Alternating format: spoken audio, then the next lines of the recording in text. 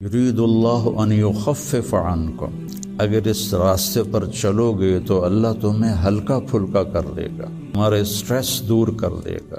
اگر تم اسلام پہ چلو گے، سیکھنے کے لیے ہر میدان میں اللہ تعالیٰ نے محنت رکھی ہے، بغیر محنت کے نہیں۔ اب چونکہ اس محنت پہ کیا ملے گا وہ نظر نہیں آتا۔ ابو دجانہ رضی اللہ تعالیٰ عنہ بہت بڑے صحابی ہیں، ان کے اتنے فضائل ہیں، کتابیں بھری پڑی ہیں، لیکن وہ فرماتے تھے میرے بھائیوں، میرے پاس بخشش کا سب سے بڑا جو عمل ہے وہ یہ ہے کہ میں نے اپنی زبان سے کبھی کسی کو دکھ نہیں پہنچایا، اور میرے دل میں کسی کے لیے نفرت کوئی نہیں ہے۔ اور اچھے اخلاق دو چیزوں سے قابو میں آتے ہیں، ایک اس زبان پہ قابو ہو، ایک دل کے جذبات پر قابو۔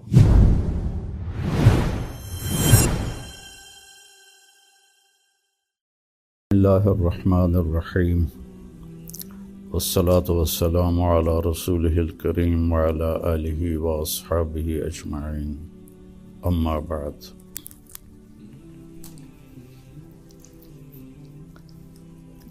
دین اسلام زندگی گزارنے کا وہ طریقہ ہے جو اللہ نے جناب رسول اللہ صلی اللہ علیہ وسلم کے ذریعے سے ہم تک پہنچایا اور بتایا، ڈنڈے سے نہیں چلایا۔ باقی جو جتنی مخلوق ہے ان کو اللہ نے مجبور پیدا کیا ہے۔ آم کے درخت پر اس کی مرضی سے کیلا نہیں لگے گا، آم ہی لگے گا، یہ اس کے لیے پابندی ہے۔ کریلا کڑوا ہوگا، میٹھا نہیں ہوگا۔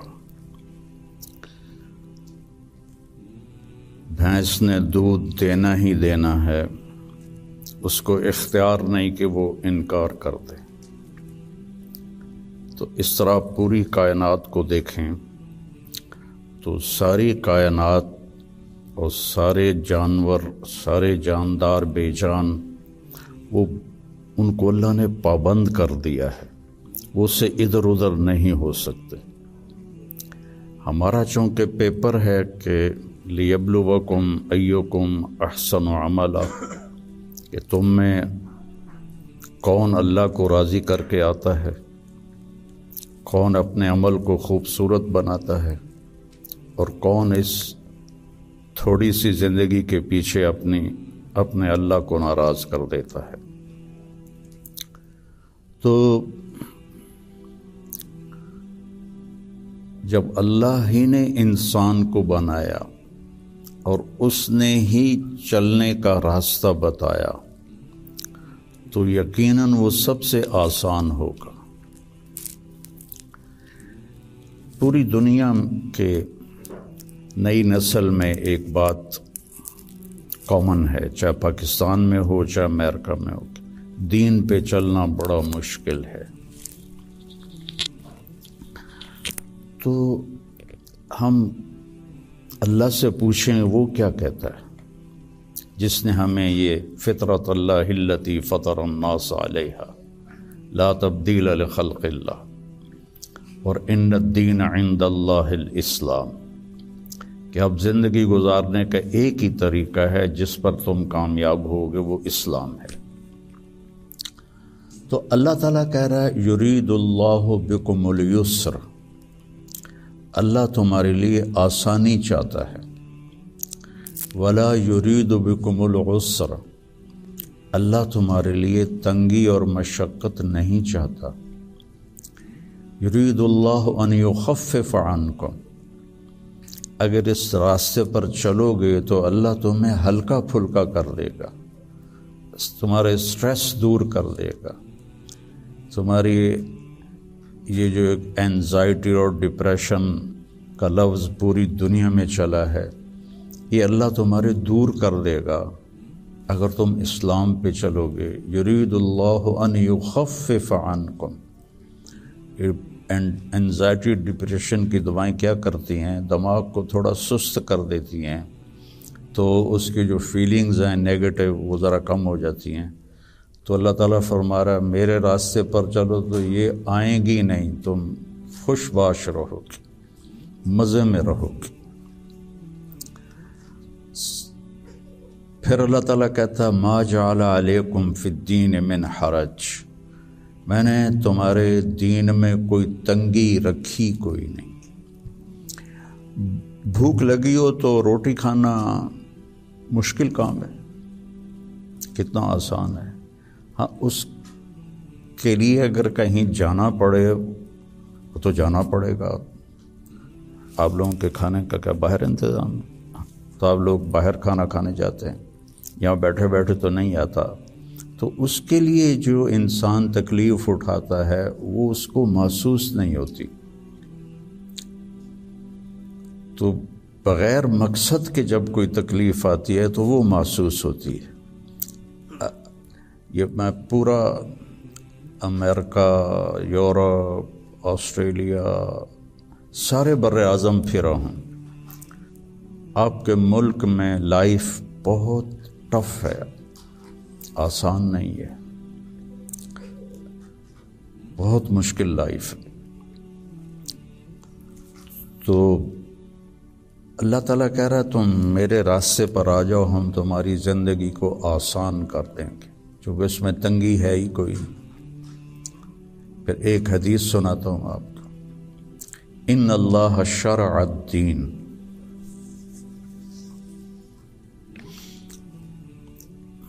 اللہ تعالیٰ نے تمہارے یہ دین کو شریعت بنایا۔ شرع کسے کہتے ہیں؟ بہتے پانی کو کہتے ہیں۔ بہتا پانی کتنا مفید ہے، کتنی پوری زندگی کا نظام پانی کے اوپر چل رہا ہے۔ تو اتنی خوبصورت تشبیہ دی بہتے پانی کے ساتھ کہ جیسے بہتا ہوا پانی، یہ جو سمندر کے کنارے ہوٹل بنے ہوئے ہیں ان کے کرائے زیادہ ہیں، جو اس کمرے کا وہاں ویو سمندر کا ہوتا ہے اس کا کرایہ زیادہ ہے۔ تو پانی پر اللہ تعالیٰ نے زندگی کو چلایا ہے۔ وَجَعَلْنَا مِنَ الْمَاءِ كُلَّ شَيْءٍ حَيٍّ، اور اللہ قرآن میں کہتا ہے کہ میں نے ہر جاندار کو پانی سے پیدا فرمایا۔ تو اللہ کے نبی نے قرآن میں کہا لِكُلٍّ جَعَلْنَا مِنْكُمْ شِرْعَةً وَمِنْهَاجًا ثُمَّ جَعَلْنَاكَ عَلَى شَرِيعَةٍ مِنَ الْأَمْرِ۔ تو اس کے پیچھے وہ خوبصورت معنی ہے کہ بہتا پانی، میٹھا پانی زندگی کی سب سے بڑی ضرورت۔ اس لیے سفر میں آدمی ہو اور پانی کی قلت ہو تو علماء کہتے ہیں نماز کے لیے تیمم کرے اور پینے کے لیے پانی کو محفوظ کرے۔ نماز جیسے عمل کے لیے اللہ نے صحابہ یہی کچھ کرتے تھے کہ پانی پینے کے لیے رکھتے تھے اور نماز تیمم سے پڑھتے تھے۔ تو ان اللہ شرع الدین، پہلی بشارت تو لفظ شرع میں ہے، وجعلہ سہلا، دوسری خوشخبری آسان بنایا، تیسری خوشخبری سمحن، بہت نرم بنایا، چوتھی خوشخبری واسعن، بہت کھلا کشادہ بنایا، پانچویں خوشخبری ولم یجعلہ ضیقا، اور اس میں کوئی تنگی نہیں رکھی۔ لیکن جیسے ہر چیز کو سیکھنا پڑتا ہے، دین کو بھی سیکھنا پڑتا ہے۔ یہ بڑے بڑے ٹرالے جو چلا رہے ہوتے ہیں، یہ اتنے بڑے بڑے کروز، کئی دفعہ میں نے ان میں سفر کیا ہے، اتنے بڑے بڑے 5-5 ہزار آدمی اٹھا کے وہ جو ڈرائیور چل رہا ہے وہ دیکھنے میں کتنا مشکل ہے۔ پھر پانی میں بریک لگانا یہ کتنا عجیب مشکل کام ہے، لیکن چونکہ سیکھ لیا تو چلائے جا رہا ہے۔ گاڑی ایک ہاتھ سے چلا رہا ہے، دوسرے ہاتھ سے موبائل سن رہا ہے، حالانکہ پابندیاں الگ الگ کے حکومت کی، پھر بھی موبائل یہاں لگایا ہوا ہے، ہمارے ہاں تو موٹر سائیکل پر بیٹھا ہوا ایسے موبائل کر کے جا رہا ہوتا ہے، کھوتا ریڈی چلاتے ہوئے اپنا موبائل یہاں رکھا ہوتا. تو سیکھنا پڑتا ہے، سیکھے بغیر تو آدمی سائیکل بھی نہیں چلا سکتا. سیکھنے کے لیے ہر میدان میں اللہ تعالیٰ نے محنت رکھی ہے، بغیر محنت کے نہیں. اب چونکہ اس محنت پہ کیا ملے گا وہ نظر نہیں آتا تو مشکل نظر آتا ہے، اور امریکہ میں جاب کرنے میں کیا ملے گا وہ نظر آتا ہے، تو اس کے لیے ایسے روبوٹ کی طرح بھاگ رہے ہیں، روبوٹ کی طرح جاب جاب جاب.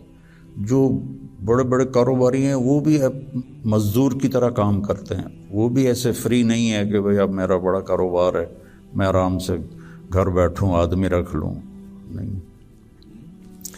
تو وہ مشقت اس لیے آسان ہوتی ہے کہ اس کی آؤٹ پٹ نظر آ رہی ہوتی.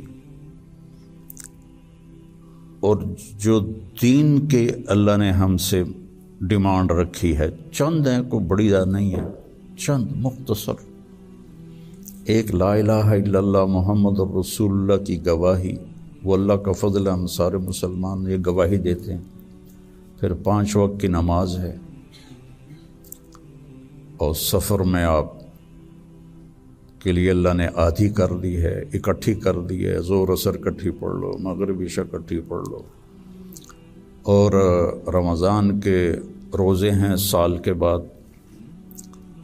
حج اور زکوٰۃ پیسے والوں پر ہے، عام لوگوں پر نہیں ہے. اور پھر ان میں کوئی کمی کوتاہی ہو جائے تو اللہ نے معافی رکھی ہے، کوئی نماز چھوٹ گئی قضا پڑھ لے، معافی مانگ لے، معاف ہو جائے گا. روزہ عذر کے ساتھ چھوڑے تو کوئی گناہ نہیں، بغیر عذر کے چھوڑے تو معافی مانگ لے اور روزہ رکھ لے تو وہ ہو گیا. اس کے بعد میں آپ کو ایک حدیث سناتا ہوں، آپ کو پورا دین آپ کے ہاتھ میں آ جائے گا. 10 لاکھ حدیثیں ہیں، میں ایک حدیث سنانے لگا ہوں، صرف ایک.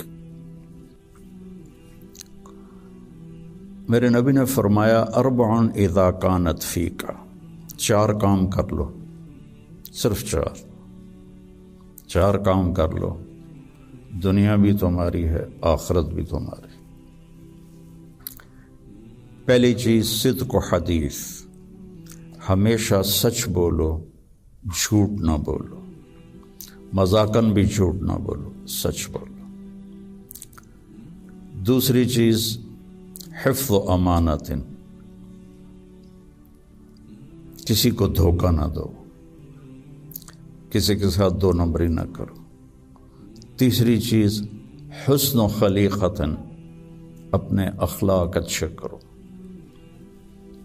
اور اچھے اخلاق 2 چیزوں سے قابو میں آتے ہیں، ایک اس زبان پہ قابو ہو، ایک دل کے جذبات پر قابو ہو.